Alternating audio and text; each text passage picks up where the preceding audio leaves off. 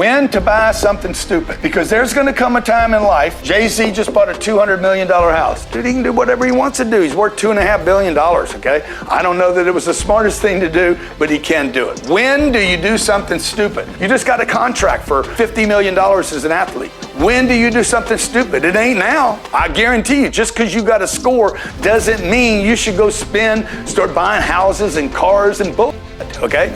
This is when you should do something stupid, okay? How stupid can you go? Number one most important thing, when you do something stupid, you need to be able to pay cash. Not that you will pay cash, but you need to be in a position to pay cash for that thing. If you cannot pay cash, let's say I just got a contract for $12 million as an athlete. I got a movie deal. I got advanced $4 million, okay? And they're gonna pay me the other $4 million when the movie finishes. So if you don't have your cash yet, you ain't gonna do it yet because you ain't got cash. If you can't pay for it in cash, don't do it. Doesn't mean you will pay for it in cash. It means you have enough cash to do it.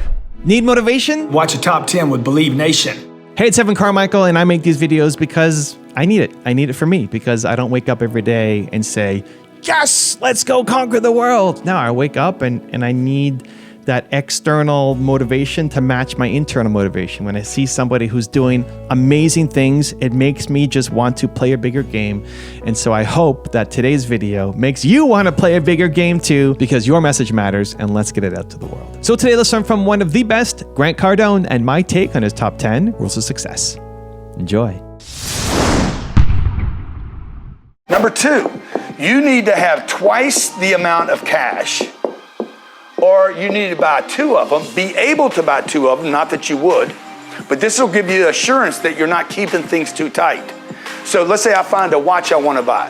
The watch is 50 grand.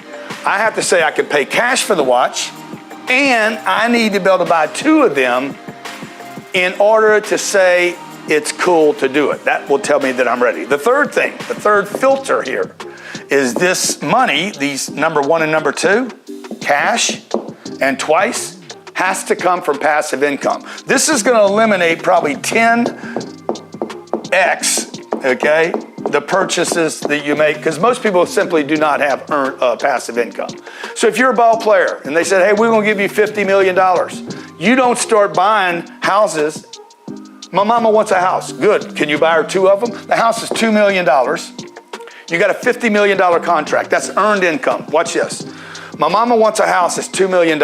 Okay, can you buy two of them? Yeah, you can. Check, check. But here's the deal. It's not passive income. You're not ready to do this yet. Ooh, this is hard, man. Why are you showing me this, Grant? Why are you waking me up to this? Because I'm trying to tell you how to create wealth and never be broke. Rule number two is invest in properties. I want to share with you the 5 benefits of real estate over stocks and bonds. Number one, and you cannot deny this, tangible asset. Real estate is a physical, very often very difficult to replace asset. It offers a sense of security and the potential for appreciation over long periods of time. Unlike stocks, pieces of paper, and bonds, or even cash, savings accounts, or money markets, real estate is a tangible asset as opposed to intangible. Real estate investments give you, the investor, direct control over a real asset. Number two, cash flow. There is no asset, gold, silver, Bitcoin, bonds, or stocks that cash flow like real estate. Real estate investments typically provide a consistent and even monthly passive income for the passive investor from rental income, which offers you a regular source of cash flow for your investors. And by the way, cash flow is what your family depends on. Okay, whether you're working or not, you need cash flow. Number three, diversification. Real estate investments offer a great diversification from traditional stocks and bonds and potentially reduces somebody's overall portfolio risk. In fact, I'm so bullish on real estate going forward that I actually have more of my diversification across my asset classes because of the number of doors and different properties that I own in different states. That's right, you can actually take real estate and have diversification because of location and scale. Number four, inflation hedge. For thousands of years, real estate has proved to be a great hedge against inflation that we're in right now, meaning real estate generally maintains or increases their value over time beyond the cost of living rises. Number five, in the Mac Daddy, okay, Now, I wouldn't do this without the other 4, but tax benefits of real estate are like none other. There is no comparison anywhere in the world. Real estate offers the best tax advantages, deductions for mortgage interest, property taxes, rehab, CapEx, like it is endless, including accelerated depreciation, which has literally wiped out in many years my income tax bill to zero. Look, it's worth noting that every investment, as you know, has some kind of risk. But if you want the biscuit, you got to risk it. And the best risk for me is to never lose my money, to get cash flow, to get appreciation, to get leverage, and to get the tax write-offs. And there ain't but one thing that sounds like that, and it's called real estate. Get invested today. As they say, don't wait and invest in real estate. Buy real estate and wait. Rule number 3 is protect your finances. In the beginning, if you just go back to February, March this year, I would tell my whole team, I said, guys, we're getting ready to go into one of the hardest, deepest, ugliest, nastiest recessions I've ever experienced in my 60 years. And everybody's like, oh my God, here he goes. I'm like, oh, I'm telling you, I'm not a silver, gold, Bitcoin's going to go away. World's going to end. The world never ends. Yeah. This is the most painful thing, that I've learned in 4 recessions is that you always survive them. But that's the bad news. You'll get through it. You will get through it. But most people, unfortunately, are going to be a statistic because of it. And the big problem is most people move too slowly to accept what's going on. So in the beginning, they lied to us. They've redefined the word recession. They also did that with the vaccine. They're going to redefine what the economy is by the time they've redefined unemployment numbers. Those are probably at 10% today. They report 3%. They're lying about inflation today. We're already past the inflation bubble problem. We're probably in deflation now, not inflation. And the issue is not if they're going to lie, if they've lied to us, is how many times have they lied to you?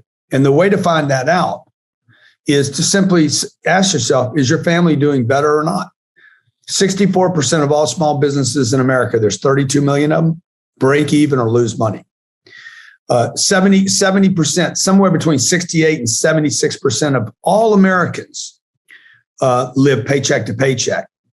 And half of all people that make $100,000 a year in this country live paycheck to paycheck. So those things tell me you cannot have 330 million people in an educated, developed nation where information is available to everyone. You can't have that many stupid people in one place. Okay. That means to me, Americans are not lazy. Americans are not stupid. We're not, we have data, dude. Most of us have computers and phones. So why are so many people suffering? It's because we have been indoctrinated to benefit Wall Street and the banks. And it's time that people say, okay, and it's happening right now. People are starting to wake up. Social media is actually waking the world up. I think what's going on in the last 3 or 4 years since COVID and the election, COVID, us sending $200 billion to Ukraine, like people are starting to wake up and say, wait a minute, something's going on. And I don't know if it's in my best interest. So we're going to go into a very difficult recession. We're in one already. They'll tell us later that we were. And businesses are going to go out of business. Households are going to find out that they don't have the money. They don't have enough savings. They don't have enough investments. They're going to find out their cash is worthless. They're going to have to struggle this year in 2023 with even maintaining their business or growing it. But there's silver lining here, okay? Silver lining is during recessions is when people can actually grow if they have the strategies. Yep. Because there's fewer people to participate and compete with. So there's the bad news, man. The good news is I'm going to grow. There's 3 great pivots I've had in my career, and they all came on the tail of a recession. Rule number 4 is study real estate. Warren Buffett recently said the reason they don't buy real estate is because real estate for most of time, for hundreds of years in America, real estate is properly valued. And he looks for assets that are not properly valued. Stressed or something. They're stressed, they're problematic. And he says the reason real estate, they have not been able to accumulate real estate at Berkshire is because there's only one thing that causes real estate to be incorrectly valuated. or valued. And that one thing is financial problems. Crisis. A crisis, a debt crisis, or banking crisis. It happened in 1996. That's when I started buying real estate. It happened again in 2008. I bought a bunch of real estate, and it's going to happen right now. So we have a correction that is completely underway, and it's happening right now. Two, the second reason you want to be in real estate is because it's time tested. Okay? It's been around for thousands and thousands of years. Real estate is valuable or more valuable than gold. The reason I like real estate more than gold or silver or hard products or commodities is because it provides me with cash flow, not just a real product. Okay? Three, it builds net worth. You know this about your home. Your personal home can build net worth, okay? Your parents bought a house for $28,000 30 years ago. House is worth $400,000 or $500,000 a day and it's paid for. That builds net worth. Number four, major reason that you want to do this is the tax benefits, okay? Most of you don't understand the tax benefits. Taxes represent 40% of all your expenses, at least. Some of you guys that live in Connecticut, New York, New Jersey, Illinois, California, dude, your tax bill is in the 60%. You don't even know it. Employment taxes, Social Security benefits, property taxes, sales taxes, car taxes. God dang, every tax. Tax on okay, everything. number five, passive income. Okay, passive income. Now, Bitcoin does not offer passive income. Stocks do not offer passive income. 5-year treasury bills don't offer passive income. Cash at the bank doesn't offer passive income. Work does not offer a passive income. You need passive income. Warren Buffett said, if you don't learn how to make money while you sleep, you will spend your entire life working for money you can't keep. Did y'all know the whole saying right there? That's what it is. Number six, okay? Number six, inflation hedge. And we are about to go through, some people believe that we're going to go into hyperinflation in this country because we keep printing money. It's probably 5 to 10 years from now, but if we go into hyperinflation, if you've ever lived in countries like Venezuela, Argentina, go to Greece. Look at what happened in Greece 15 years ago. Dude, they were literally burning their money in the streets, okay? They were literally using it for firewood. Also, to make sure you're actually taking action after watching this video, I've designed a special free worksheet just for this video. The worksheet will highlight all of the lessons learned in this video, as well as pull out our 3 favorite learnings and quotes that will inspire you to actually do something. The worksheet will also give you space to write down what your key takeaways are and your specific plan of action to make sure you're getting results. If you want the worksheet designed specifically for this video, absolutely for free, there's a link in the description below. Go click on it and start building the momentum in your life and your business. I'll see you there. Rule number 5 is never over leverage. This is what you never want to do, and I've said for years, never, never, ever over leverage your properties. These guys were born 80 and 85 and 90%, sometimes 100% of the deal. They were putting basically 20% down that was raised money. Check out what they were doing. They got a floating interest rate that's now at 7.5%, and they promised their investors some preferred interest of probably 8 to 12%. I don't know exactly what they offered in this deal, but each deal had to basically make 20% a year just to break even, and they hadn't even done the rehab yet. So they had to pay back 20% a year, plus they had to spend $15,000, $20,000, or $20,000 a unit on thousands of units, $20 million, on a bad location. Okay, so they bought product, location, over leveraged it, and then they had no cash reserves in case of problems. Like, there's not going to be problems. Guys, there's always going to be problems. Okay, every piece of real estate I've ever bought, every business I've ever purchased, every business that I started, every startup I've got involved in, every relationship, partnership, every single deal I have ever bought came with problems that I did not forecast. I did not manage. Most of you guys who are buying real estate in the last 3 years, you're like, oh, we're going to have growth every year. We're going to have rent growth forever. Everything's going to go perfect. We're going to do our rehab. We're going to keep it full at 95%. Why does everybody use this 95% number? It's impossible. Not everybody can be at 95%, okay? Particularly with the new assets coming on. These guys were buying assets in terrible locations, knowing that new product was coming on in an adjustable rate mortgage market where the Fed said the interest rates are going to be going up. We're undercapitalized, don't have money for the future to buy down the loan, and check it out, didn't even have any reserves to fix the property. Rule number 6 is utilize social media. We're in America, man. Yeah. There's another guy named Warren Buffett that's worth $90 billion. A little older, been around the game a little longer. And you know, if you listen to him, he's going to be like, this game will not end. This country will not end. Okay. There's 330 million people here. The entire planet depends on America. We're a consumer nation. We consume everything.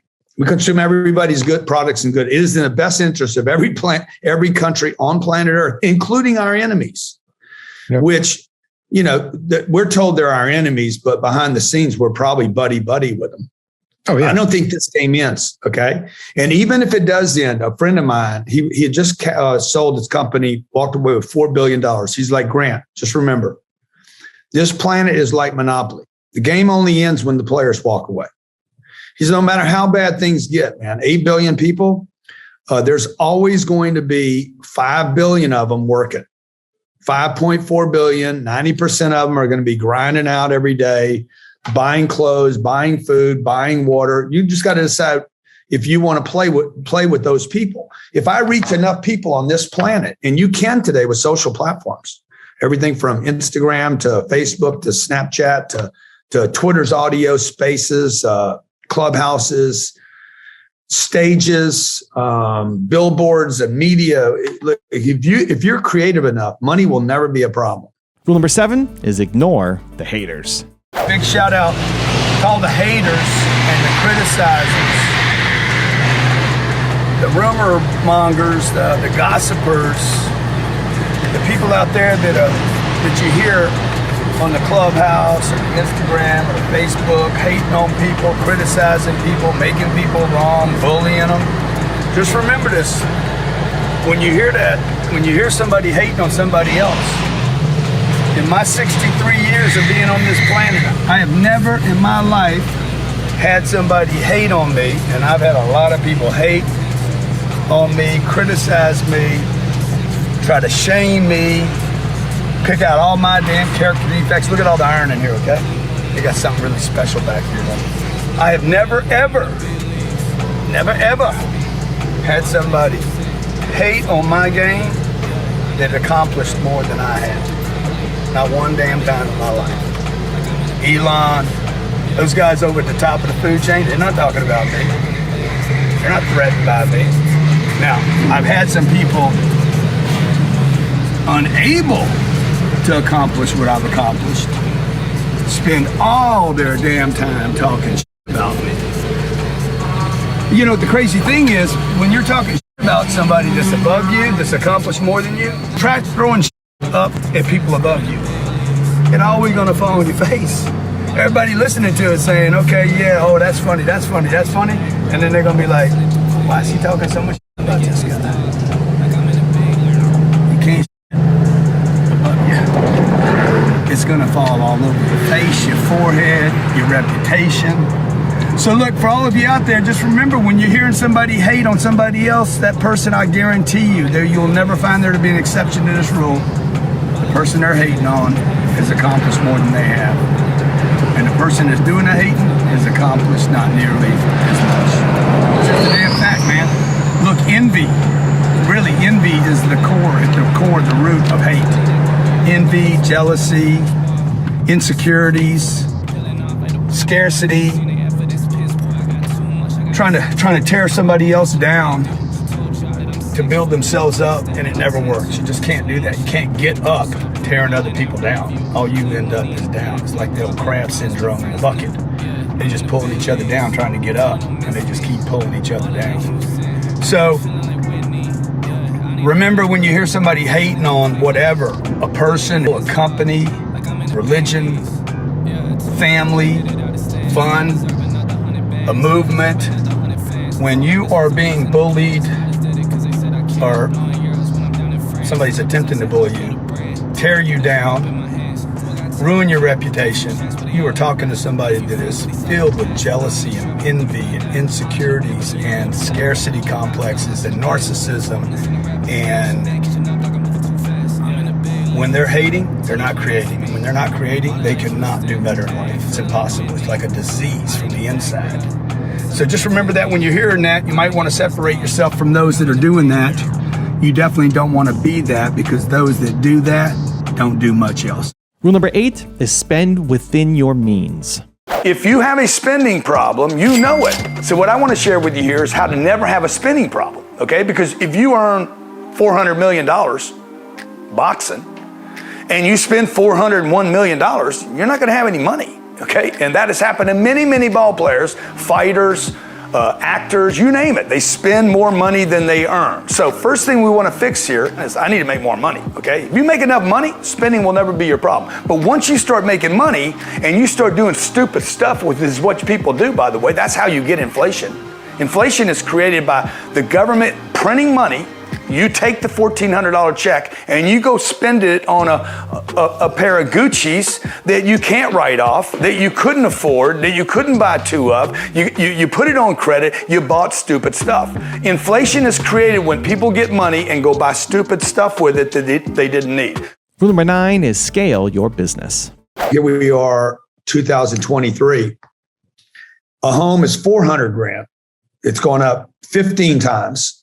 And interest rates doubled in the last couple of years. So the same, interest rates were 18% back then. It was still a lower payment than on $25,000 than it would be today. And a lot of people are like, I don't want to own a home today. It's not a great investment. But there's going to be so many opportunities here. Real estate, there's a couple of vectors that are going to offer phenomenal opportunities. You mentioned some of the stocks, the most efficient stocks companies in the world, the Apples, the Facebooks, I don't know about the Netflix because they're going to get pounded here, but yeah, it's tough. Coca-Cola's, the McDonald's, these are companies that deliver real products and maybe don't even have to go outside the country to get them, like Dunkin' Donuts. There's no supply issues there. They cook their donuts in the morning and brew their coffee and sell it and make a margin. Real estate is going to be tremendous opportunities. Single family homes and commercial real estate like I buy, tremendous, phenomenal decades of opportunities. Like literally, I'll probably buy more real estate this year than I bought in the previous decade. And I bought a lot of real estate. And then small businesses. There's 32 million small businesses that I mentioned earlier. About 18 million of them break even or lose money. Those people that own those businesses are tired. They went through COVID. Now they're going through inflation. They're exhausted.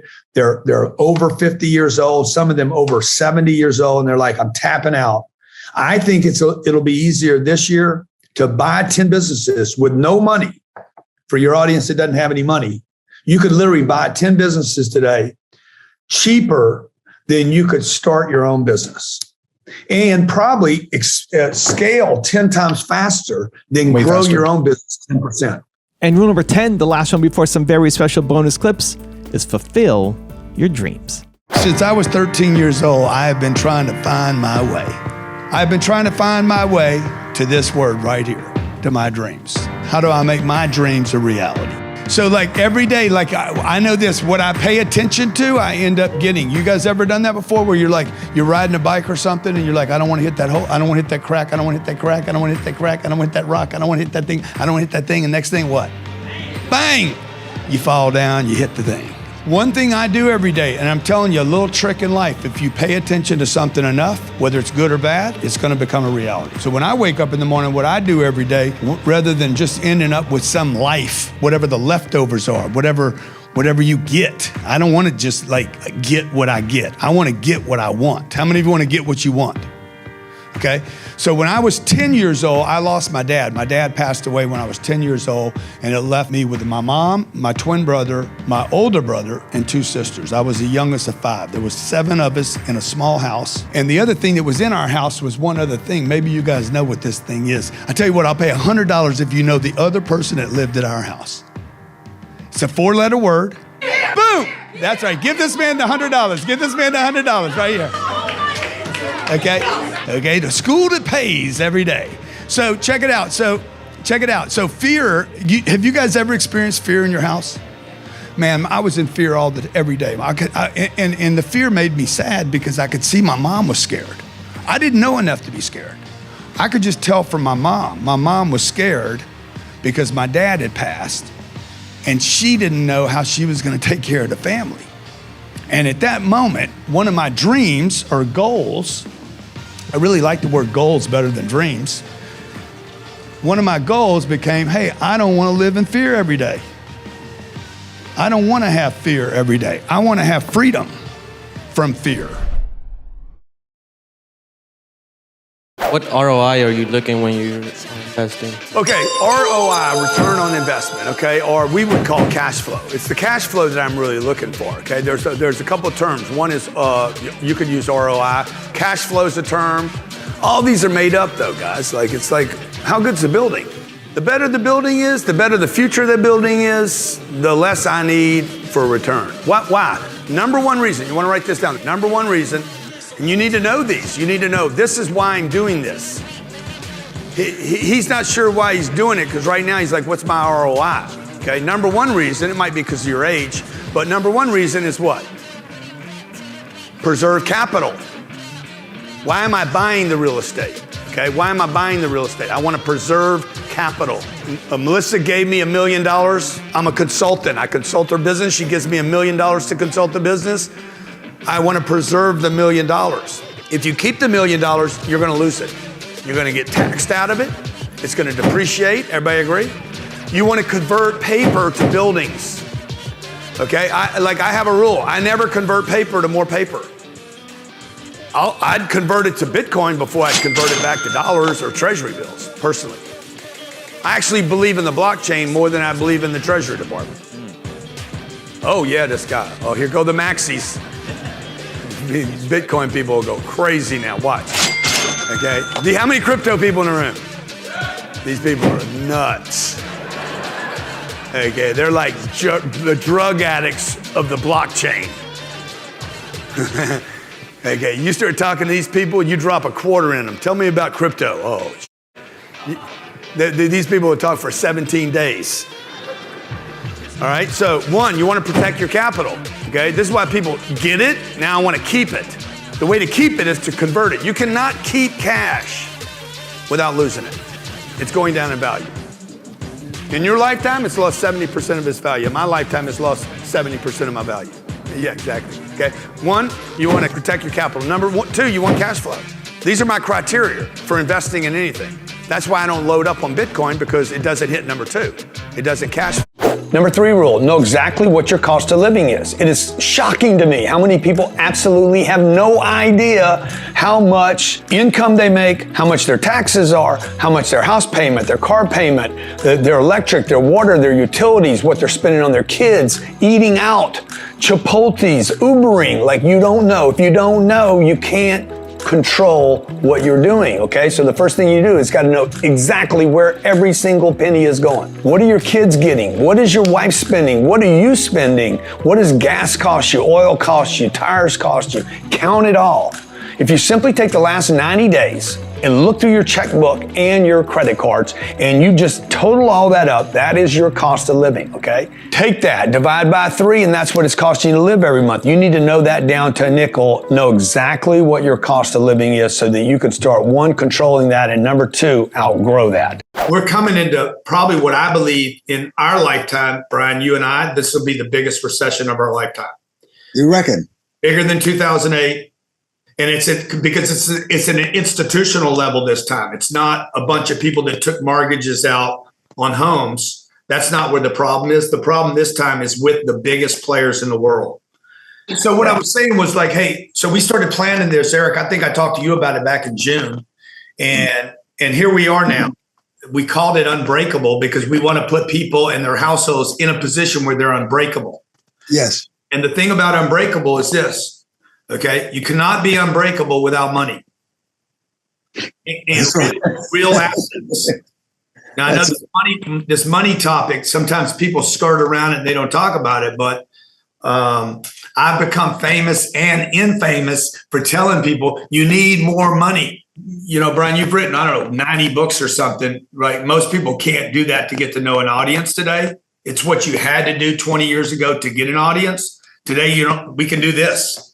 Yes. This is the new book reading of the 21st century, for good or for bad. Yes. So next week, we're going to do 5 90-minute classes on really getting people to think about how they can get themselves and their family in the top 1% of earners on the planet. All you have to do is go out and be willing to go talk to people. And if you go talk to enough of the right people, then you will find the right person. And literally, this was so funny because he was telling me after he got back, he's like, literally within the first 48 hours, I had met the 2 people that were going to make everything that happened on that show possible. I knew. It wasn't a week. It wasn't a month. It was literally the first 48 hours. All I did for the first 10 days is meet people. Okay? But you got to meet the right people. Okay? Who are the right people? You know, who are assets and who are liabilities? Okay? On day 1, in 19 days, in this workbook, we're going to take a list of the people that you know, okay? And the people you don't know that could actually change the future of your life, okay? Who could actually change the future, make you the millionaire, the decamillionaire, Hectamillionaire. the hectamillionaire, or the billionaire? Because I promise you ain't getting there without them. And the people that you know have you where you are.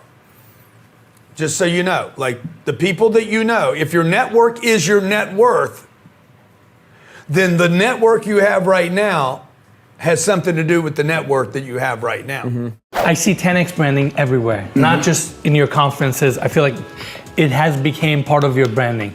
What does 10X represent?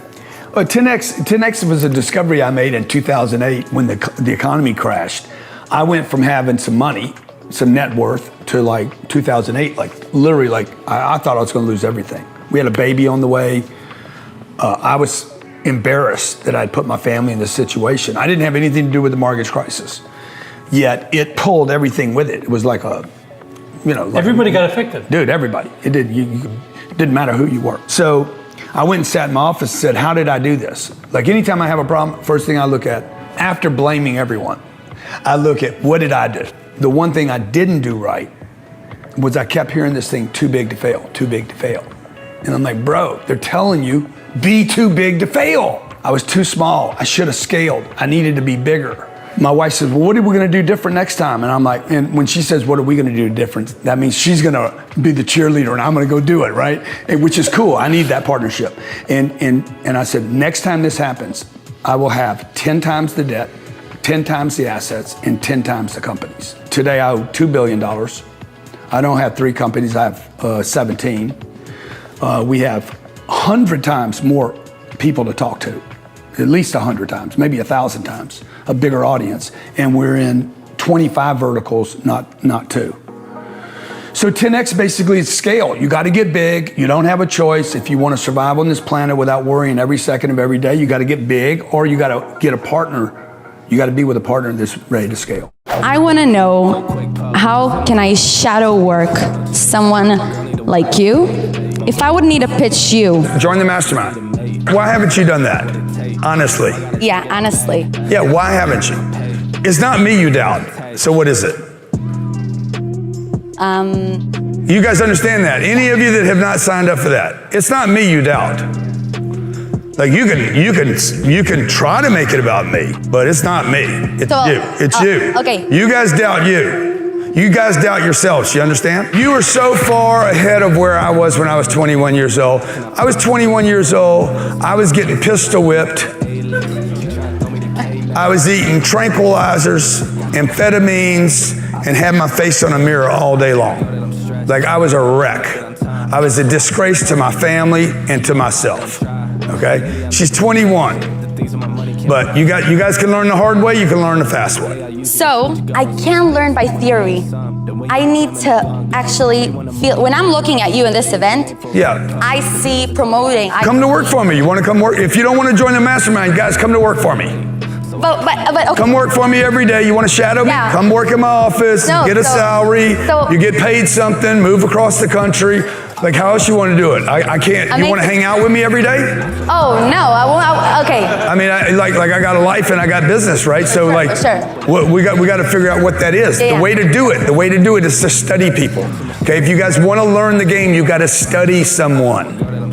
And you got to go deep on one person. You can't just like look at everything that comes your way. You got to study, just like you have interior design. I'm more of a doer than I'm a dreamer. Okay. I don't really dream. I mean, I do. I've written all this stuff up. Oh, one day I'm going to own a jet and I'm going to have a bunch of apartments. But I wasn't dreaming very big. My apartment target was like 1,000 units. Okay. I thought if I ever had 1,000 units that that would have been the pinnacle. We own 12,000 and I'll probably buy that many this year. Wow. But all this has happened because of doing. I remember walking in a room. I was in the Oak Brook Marriott in Oak Brook, Illinois. And I walked in a room and it was empty and there was chairs set up for like 200 people. I said, one day I'm going to speak to a full room with 200 people sitting in the room. Well, we've done 35,000 person events. I was there. Yeah. So I never dreamed as big as I've accomplished, but I do. Like I'm a doer. Like anything that I can do, I do. The phone calls, down to grunty, kind of terrible little things, like taking out the trash. Okay. That is a form of doing. There's no work that I won't do. And because I know I'll take out the trash or pick up the boards or help the guy out or whatever it is, right? Because I know I can do those things, I can do the bigger things too. Part of the issue with salespeople is they don't take ownership of the business. I was having this conversation with a guy the other day. I'm like, he's 50, mid-50s. He's the guy that supposedly knows how to sell a pen. I'm not going to mention his name, but so he's a crook. He's a complete criminal. I'm like, dude, you got to quit. You got to elevate the game. All salespeople need to elevate the game and start thinking about managing a team, running a business, running a big business, not just selling a pen. Mm-hmm. And I think that's where there's no passion in me selling one condo or one house. You're trying to run a business the way you would your marriage. Problem is, people are going to quit. They're going to quit your business easier because they don't know, there's no culture. And once you have those kids, it's hard to walk out of the marriage because you can't get rid of the kids. The moment they turn 15 or 18 and they leave, you're like, the marriage is over. Same thing in a business, man. The business falls apart every day. You got to train your people daily.